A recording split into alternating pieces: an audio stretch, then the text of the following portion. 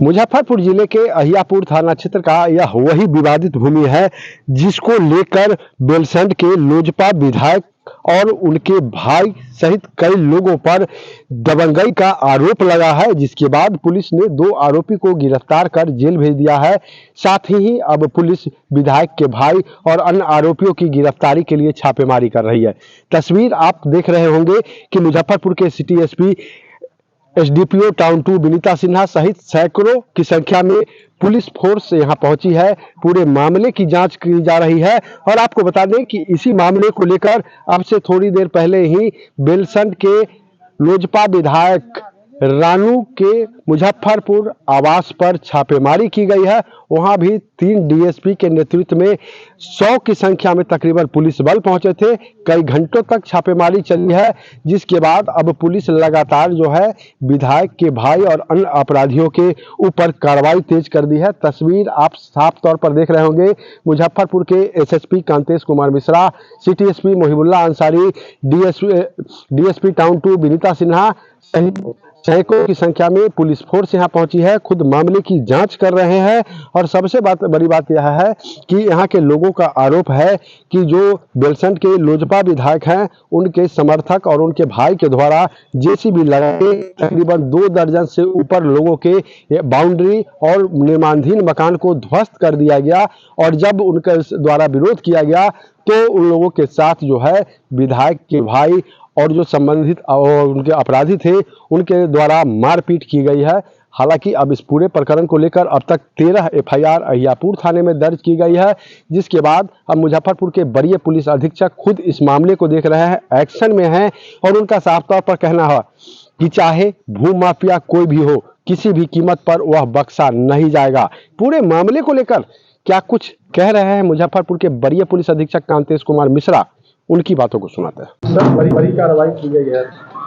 जी, आपको ज्ञात होगा कि 20 अगस्त को अहियापुर थाना अंतर्गत झपहा उदनडीह में एक मामला दर्ज हुआ था। इसमें जो वहाँ लोग रह रहे हैं 50 की संख्या में, तो कुछ का जो निर्माणाधीन है और कुछ का जो जो बाउंड्री किया हुआ उसको तोड़ने का ये जो कार्य किया गया था इन अपराधियों द्वारा। संगठित अपराधी हैं ये, और कहीं ना कहीं ये भूमाफिया की तरफ इंगित करता है। प्रथम दिन जो प्राथमिकी दर्ज हुई थी प्राथमिक अभियुक्त सुमित श्रीवास्तव और सोनू सिंह के विरुद्ध, और अग्रतर जांच में जो वीडियो उपलब्ध हुआ वहाँ से उसमें सनी सिंह और सुमित श्रीवास्तव उनकी अरेस्टिंग हुई थी।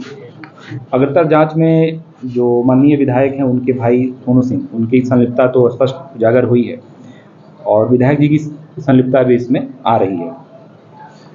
कल माननीय न्यायालय से हम लोगों ने सर्च वारंट प्राप्त किया और आज सुबह वहाँ रेड हुआ है। वहाँ से स्टैम्प पेपर एक 2017 का मिला है साइन किया हुआ, जो कि फॉर्जरी की तरफ इंगित करता है। उसमें हम लोग लीगल एक्शन लेने जा रहे हैं। इसके अतिरिक्त कुछ पार्टनरशिप के एग्रीमेंट, बैंक डिटेल्स, वाहन के कागजात मिले हैं। ये हम लोग साझा करेंगे आर्थिक अपराध इकाई से और उस दिशा में भी कार्रवाई होगी। बहरहाल हम लोग स्थानीय लोगों से बात कर रहे हैं और अगर और कोई भी व्यक्ति पीड़ित है तो उसका भी बयान दर्ज किया जाएगा, क्योंकि प्रारंभिक स्टेज में जो जाँच में आई लोग काफ़ी डरे हुए थे, क्योंकि ये पूरा का पूरा एक संगठित अपराध है और कहीं ना कहीं जो पूर्व में प्रोटेक्शन गैंग की जो बात आती थी उससे जुड़ा हुआ मामला प्रतीत होता है। आपके माध्यम से मैं भूमाफियाओं को सचेत करना चाहूँगा कि किसी भी परिस्थिति में ज़मीन कब्जा का काम ना करें, नहीं तो उनके विरुद्ध जो सख्त से सख्त कार्रवाई तय की जाएगी।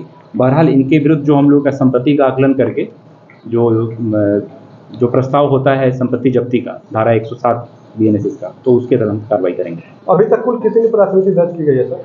अभी तक जो प्रथम दिन 1 प्राथमिकी दर्ज की गई थी और पुलिस की कार्रवाई के उपरांत जब 2 अपराधियों की अरेस्टिंग हो गई तो और भी 12 लोग सामने आए हैं, और तो 12 लोगों के आवेदन पे कल 12 कांड दर्ज हुए हैं। तो अब तक कुल मिला के 13 कांड दर्ज हुए हैं और हम लोग और भी लोगों से बात कर रहे हैं। अगर और लोग देते हैं आवेदन तो उनके आवेदन पे भी प्राथमिकी दर्ज की जाएगी। विधायक की भी संलिप्तता सामने अभी तक की तो हमारी जाँच में आ रही है और उनके विरुद्ध और साक्ष्य संकलन हम लोग कर रहे हैं।